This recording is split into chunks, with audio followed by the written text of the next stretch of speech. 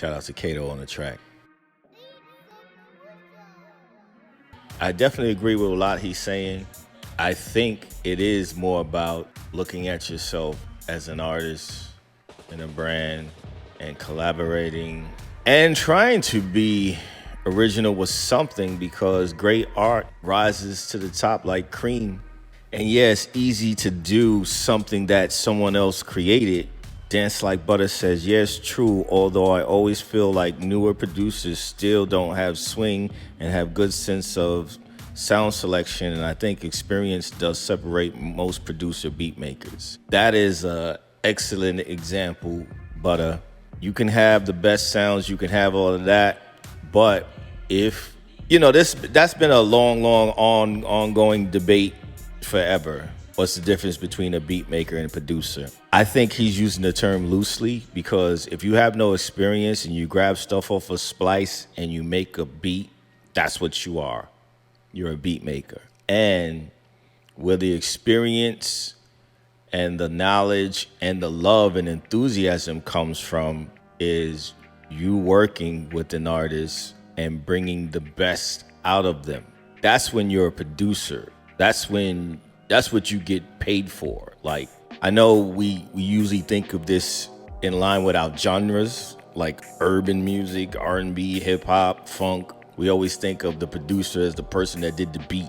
But then you have the Rick Rubins who don't touch a drum machine for 20 years, but he's still the producer. It's because he knows how to make that artist or that band sound the best on these beats. And that's where the legacy comes in, the money comes in, the whatever, you know what I mean? So I don't worry about people using cheat codes, as they call them, and sound packs and loop packs and all of that, and getting, sounding great with a track right away and making it more competition. Because again, it's technology. It's like, that's in every field, it's harder to be a banker. It's harder to be whatever. They said the bank teller job is going to not exist. Customer service in a store in another 10, 20 years is not going to exist.